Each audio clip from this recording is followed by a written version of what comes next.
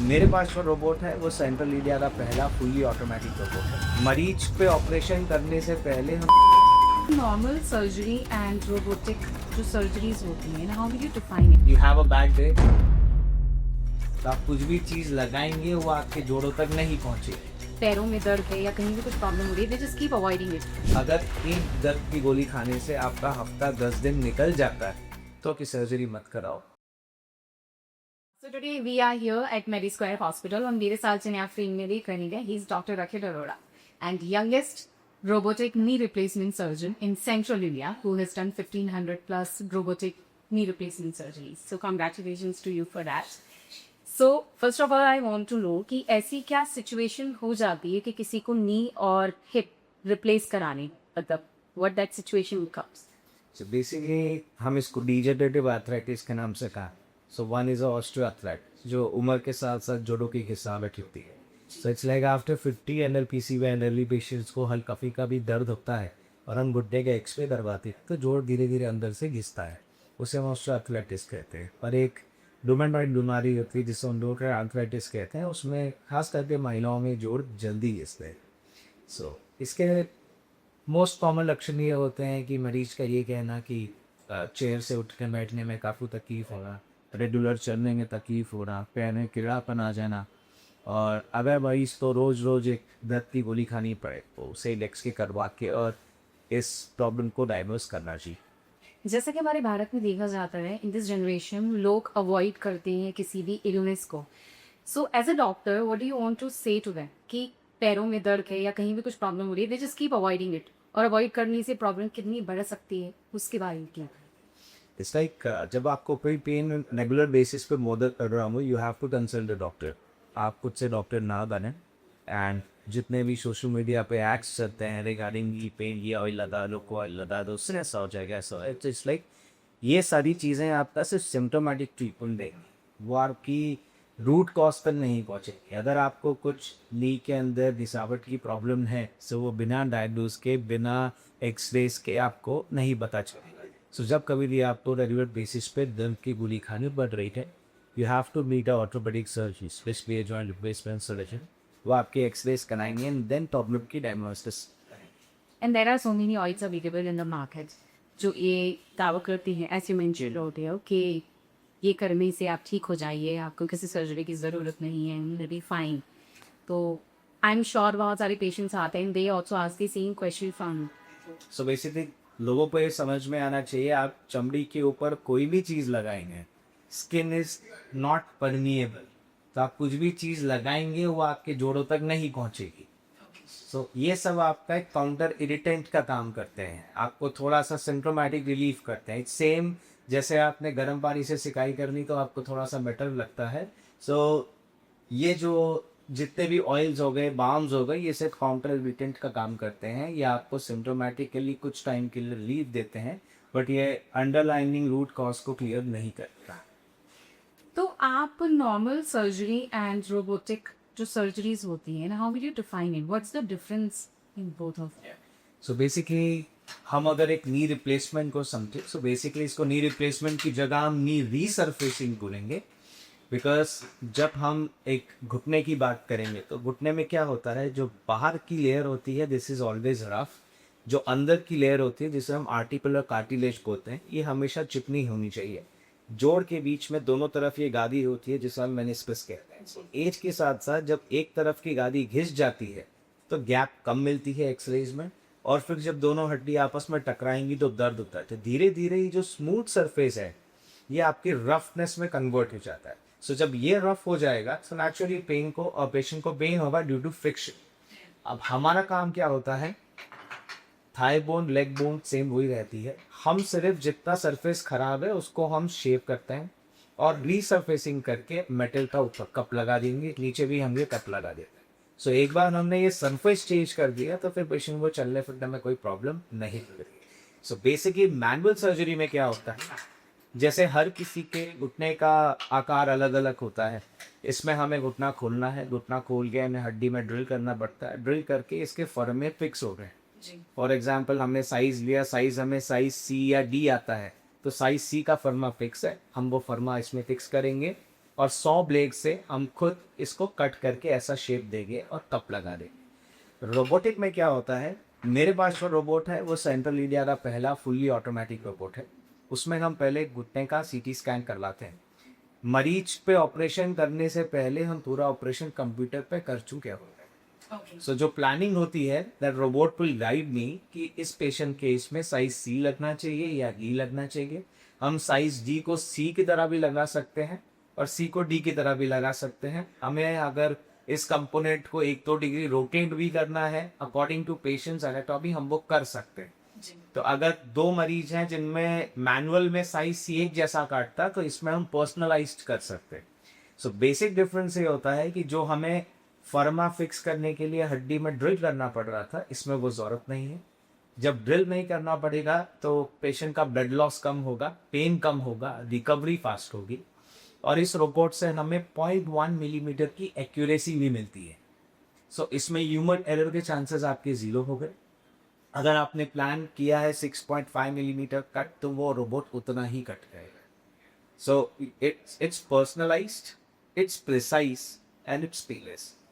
So I have one more question जो शायद आपके पेशेंट्स भी आपसे पूछने होंगे। अगर नॉर्मल सर्जरी कर गए तो आर देयर चांसेस कि उसमें सर्जरीज कुछ फेल ही होती हो या कुछ एरर उसमें होते हो जो कि रोबोटिक नी रिप्लेसमेंट सर्जरी में नहीं होता है usually? See, is it like that? it's always a man behind the machine. अगर आज किसी सर्जन ने रोबोटिक में ही उसमें पैरामीटर्स थोड़े से गलत प्लानिंग की है, so naturally that surgery can fail also. But even under experienced hands, आपका हर दिन अच्छा नहीं होता है, you have a bad day. So human error के chances हमेशा रहेंगे मैनुअल सर्जरीज में, वो चांसेस रोबोटिक सर्जरी में नहीं रहेंगे। सो हम एक नी रिप्लेसमेंट की अगर बात करें तो आपको इसमें ये चाहिए रहता है कि आप जो इम्प्लांट्स, जो कंपोनेंट्स जो आप फिट कर रहे हैं वो एक प्रॉपर अलाइनमेंट में हो और आप एक मरीज को ऑपरेशन के बाद एक वेल बैलेंस्ड घुटना दें।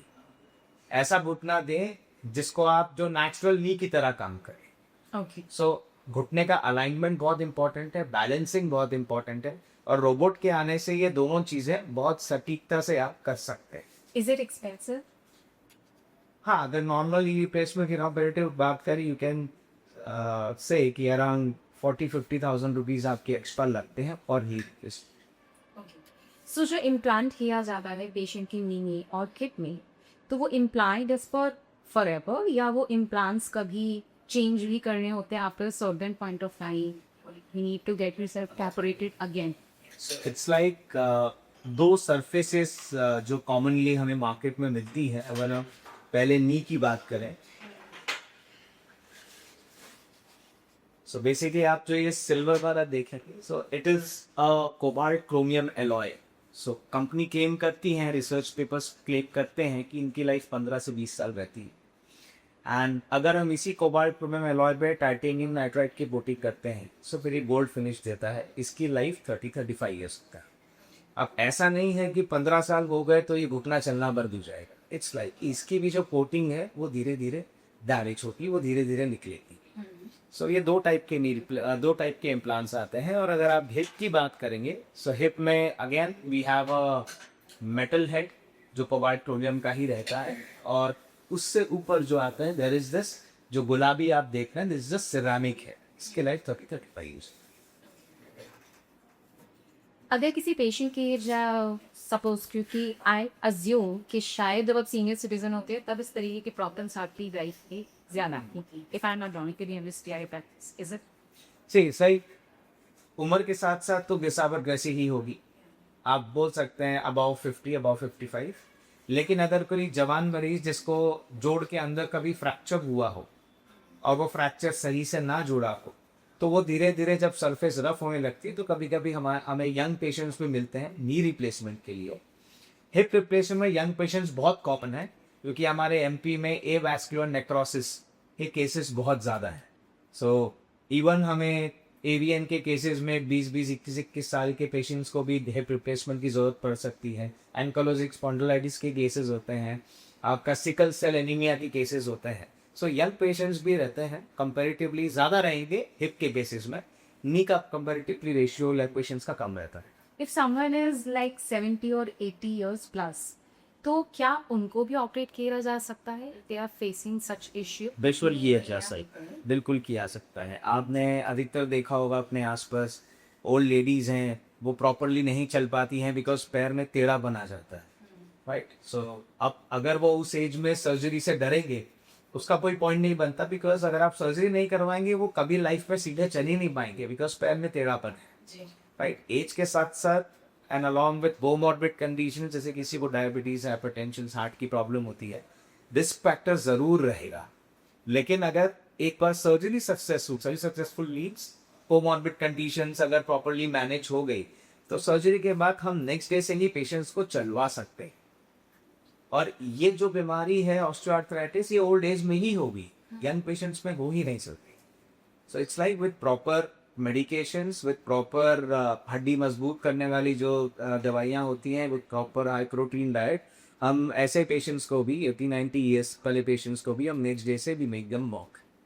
ओके, सो ऑपरेशन के कितने टाइम बाद people can go back to their normal life और टू नॉर्मल? सो हमारे मेडिस्टोर हॉस्पिटल में जो मैं प्रोटोकॉल फॉलो करता हूँ, इट्स लाइक आज पेशेंट एडमिट होगा, आज इनकी सारी जांचें होती हैं जो ऑपरेशन के लिए ज़रूरी है, फिटनेस ली जाती है, नेक्स्ट डे हम सर्जरी करते हैं। एंड अगर पेशेंट कंफर्टेबल है, कोई कोमोबिड कंडीशंस नहीं है, तो हम शाम में ही we make them walk. Otherwise next day से उनका स्टेयर क्लाइंबिंग, उनका पूरा घुटने का movement and then full weight bearing, पूरा वजन के साथ, वॉकर के साथ उनको चलने दिया जाता है।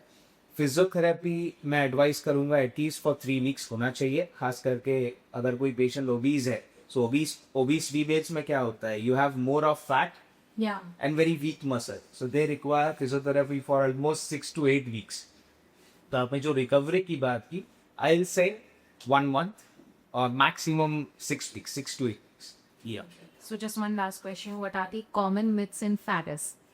जो लोगों को लगता है, बहुत सारे अनश्योर मिथ्स लेकर लोग आपके पास आते होंगे which you want to burst with, ऐसा नहीं होता है और आप ये ना करें। एक्चुअली जैसे माउथ टू माउथ पब्लिसिटी होती है, या वैसे ही अगर हम गांव की बात करते हैं, किसी विलेज की बात करते हैं, तो विलेज में किसी एक महिला ने नी रिप्लेसमेंट कहीं से भी करवाया, वो अगर वो ढंग से नहीं चल पाई उसके बाद, तो एक मिथ बन जाती है उस एरिया में कि यार नी रिप्लेसमेंट अभी तो जितना चल रहे हो उतना सर्जरी के बाद भी नहीं चल रही। Yes, so that's a myth. पहले का समय अलग था, पहले आपके पास इम्प्लांट का डिज़ाइन पुराना आता था, पहले लोगों को इतनी अवेयरनेस नहीं थी और उतने स्किल्ड सर्जन्स भी नहीं थे। सो आज आपके पास लेटेस्ट टेक्नोलॉजी के, you have a robot, you have good instrumentation, you have good implants, और अब surgeons are also very skilled. So दुनिया भर की फेलोशिप्स होती हैं और वहाँ पर हम लोग नई नई टेक्निक सीख के जाते हैं। सो ऐसा नहीं है कि ये सर्जरी फेल होती है। कॉम्प्लिकेशन की बात करेंगे, शिकागो में भी लिखा है कि 2% complication rate is very common, right. So 100 में से 2 मरीज के साथ हो सकता है, बट आप इसको जनरलाइज नहीं कर सकते। दूसरी चीज़ ये है कि जैसा मैं आपको बताया था, बहुत सारे ऑयल्स हैं, बहुत सारी क्रीम्स, ये सब सिम्टोमेटिक रिलीफ के लिए है। अगर आपको पेन इतना बॉदर कर रहा है कि रोज की रोज आपको एक दर्द की गोली खानी पड़े, तो आपको सर्जरी के लिए जाना चाहिए। मेरे पास पेशेंट्स आते हैं जो ऐसा बोलते हैं कि साहब सर्जरी हम कब करवाएं, तो मैं उनको एक ही चीज़ बोलता हूँ, अगर एक दर्द की गोली खाने से आपका हफ्ता 10 दिन निकल जाता है तो कि सर्जरी मत कराओ, आप फिजियोथेरेपी पे ध्यान दें। चौथे ये सारी चीज़ें हैं। So initially you can start with few analgesics, go for a good physiotherapy. और इसमें कई लोग ये भी बोलते हैं साहब हम योगा करते हैं, अरे योगा से कुछ नहीं होता, yoga is only for your flexibility, yoga आपकी मसल स्ट्रेंथनिंग नहीं कराएगा। सो जब तक वेट ट्रेनिंग नहीं करोगे तब तक आपकी मसल स्ट्रेंथन नहीं होगी। सो जैसे कोई गांव का मरीज आता है और आम भाषा में उनको बोलते हैं कि देखिए जांग को मजबूत बनाएंगे तो घुटने पे लोड कम आएगा। सो क्वाड्रिसेप्स और हैमस्ट्रिंग की स्ट्रेंथनिंग एक्सरसाइज बहुत ज़रूरी है। ज़मीन पे आलकी बालकी मार के नहीं बैठना, जो इंडियन फीमेल्स आज भी गांव में रोज बैठते हैं। इंडियन टॉयलेट का इस्तेमाल नहीं, क्योंकि जब आप स्क्वैटिंग पोजीशन में बैठते हो, बैठ तो जाओगे, लेकिन खड़े होने पे आप जॉइंट के ऊपर इतना लोड क्रिएट कर रहे हो कि वो गादी और जल्दी घिसेगी। ओके, मतलब अगर आपने जो पहले बात की थी यंग पेशेंट्स की, सो कुछ ऐसी यंग फीमेल्स अगर हमारे पास आती है 45-50 की एज में और घुटना बहुत खराब होता है, मैं उनसे डायरेक्टली बोल देता हूँ, अच्छा आप बचपन से ही इंडियन टॉयलेट का यूज़ कर रहे होंगे और हल्की पाल्की मार के बैठ रहे होंगे, so this is the answer for that, कि आपको ऐसा नहीं करना है और आपको अपनी एक्सरसाइज पे ध्यान देना है, दैट इज स्ट्रेंथनिंग, डाइट अच्छी रखना है। Thank you so much for joining us for this wonderful conversation.